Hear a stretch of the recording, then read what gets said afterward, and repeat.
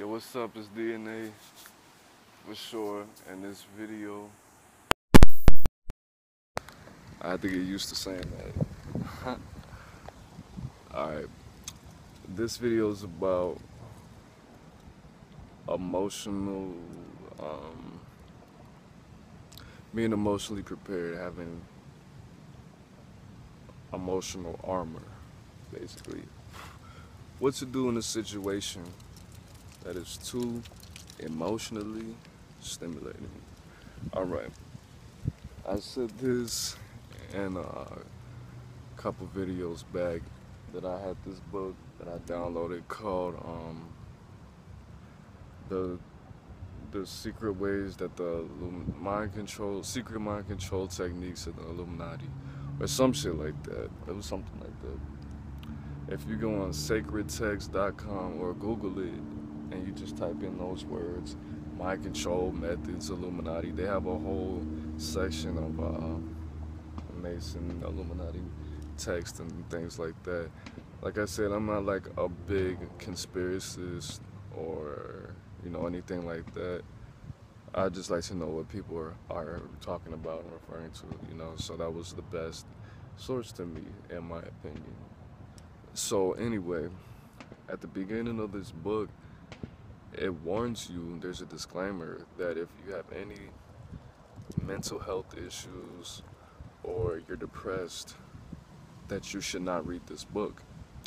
And I read it, of course, anyway, just to at least see why they would do that. But they put that, a lot of people put those things in front of a lot of things. And what does that mean? I can't even think of the word. But that's what parental advisories are, basically. And I want to share with you some methods and probably some stories. I haven't really put too much thought into this video at all. I only have one method really prepared for you, but let's go. The first one is breathing. And what I mean, there's information out there that certain people, certain stages in their life, certain educational levels and intellect levels and certain experience should not be exposed to, certain wisdom that you just cannot, or information that you just can't comprehend, or you just can't emotionally deal with. If you never even seen someone get into a fight and you're walking down the street and you saw somebody stab somebody to death brutally, like fucking 10 times some shit, or 30 times, you would not know how to deal with that situation, and a lot of people are not taught this. Alright, so the first thing is breath. Chi, prana, ki, any ancient word to describe the energies of the body translate into either the words wind, breath, or air. Prana, chi balls in Dragon Ball Z. Chi means breath or air or wind. Prana means wind, I believe. All of those things, they tie the breath to the body's energy, bioelectricity in the body. And that is because, someone said that life is in the breath, and I didn't get what that meant until I found out that prana and chi translates into wind and breath. So breathe, just breathe. And actually, you're supposed to breathe, it's called a yogic breath, like yoga, but IC on the end.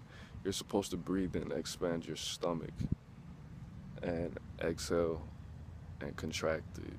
That is how you're supposed to breathe 100% of the time. My mother has had horrible asthma since birth, and I told her to do yogic breaths and do some breathing exercises. There's a lot of breathing exercises that you can do that people won't even really pay attention to, like you breathing in through your nose and out of your mouth slows down your heart and your circulation.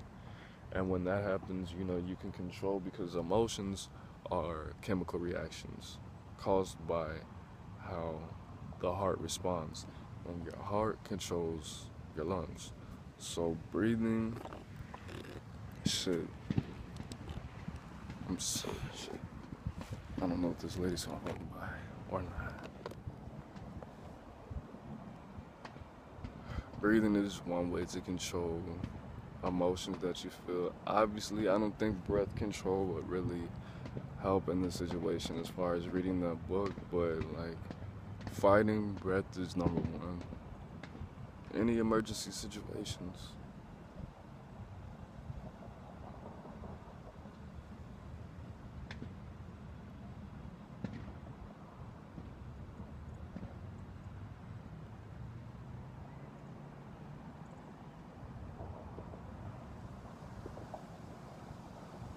She is, hold on.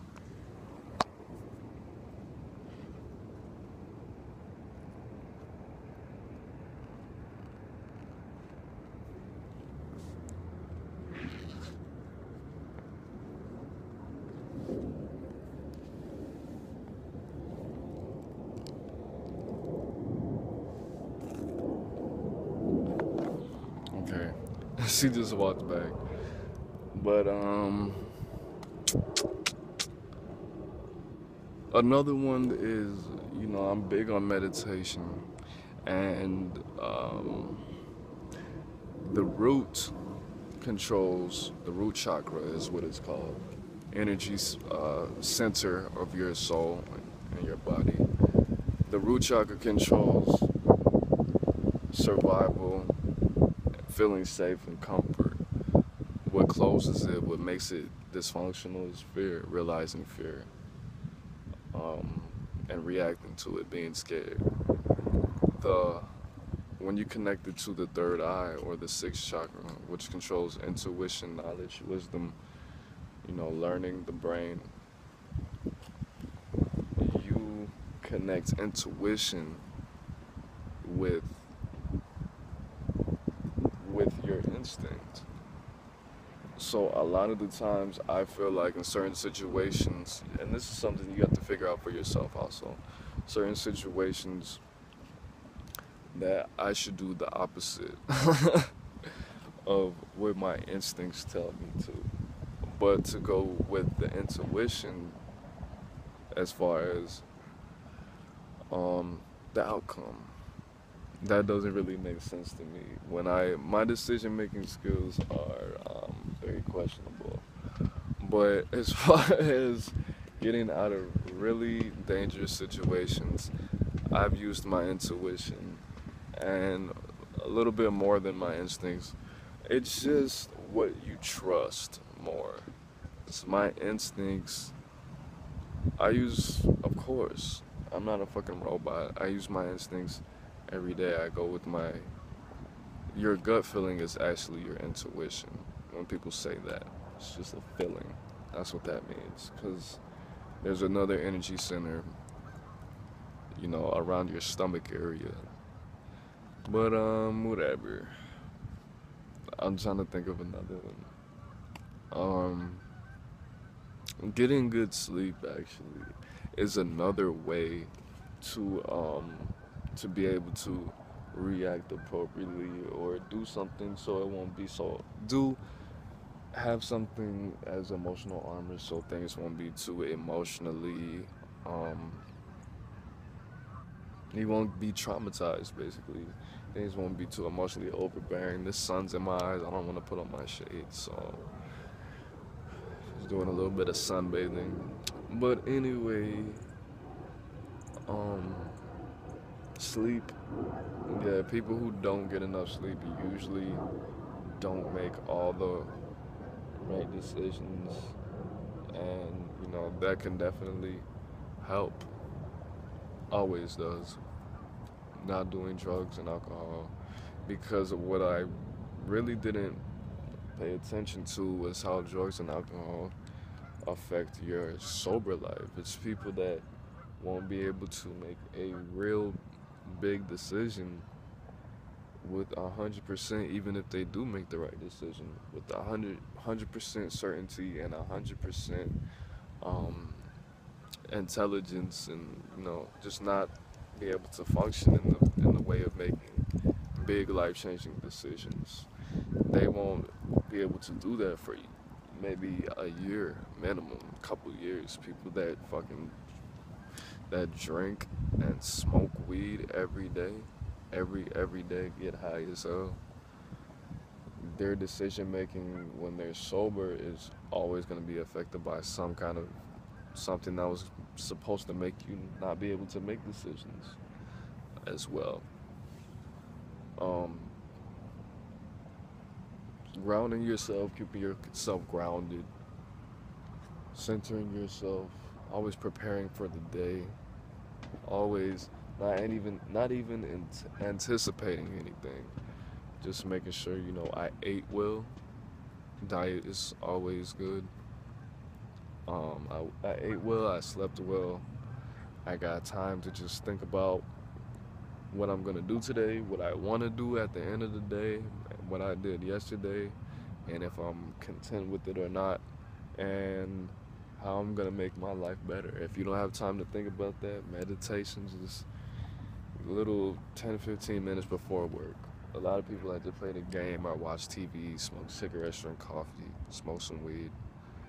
But just sit for 10-15 minutes. Consider that your break, because getting ready for work is a part of your job, and a lot of people don't really realize that. If you have a job, even if you work for 6 hours a day, let's say it takes you 15 minutes to get home, 15 minutes to get there, or 30 minutes to get there, 30 minutes to get home. That's the extra hour you spend. Anywhere from 30 minutes to an hour just waking up, eating, getting ready for work, basically. So your 6-hour job turns into a 10-hour job really quick. If you have to wait on the bus, wait on the bus 20-30 minutes.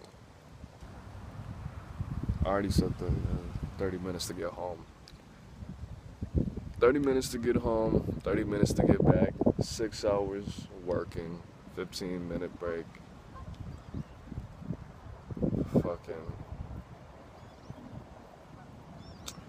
Work a 6-hour job, that turns into 4 hours extra real quick. And you gotta eat after work. That's a part of work, shit. So what I'm saying is meditation. Learning to meditate without even really meditating. You can meditate on the train. You can meditate on the bus. Just fitting all of those little 15-minute on the bus, on the train. And you can put your headphones in, put some music on, and just stare at the wall, stare at a point on the wall. And just take all the opportunity that you can to always keep that armor. The last thing is confidence. Just knowing that, because that's a part of everyone's genetics. I wish I should have spoken that earlier. That's a part of everyone's genetics. Everyone has a gene in their body, in their DNA, that is supposed to prevent you from developing personality disorders and mental illnesses. So if there's something in you that you naturally do, or that's instinctual, that's another part of connecting that root to that to the third eye, tapping into your intuition and your instincts at the same time. That's called being enlightened. But tapping into that, because we all have genetics that prevent us from going insane or developing, why didn't y'all tell me, some sort of mental health issue. So if you realize what that genetic, those genes do for you, then you can utilize those and be free. That's DNA for sure.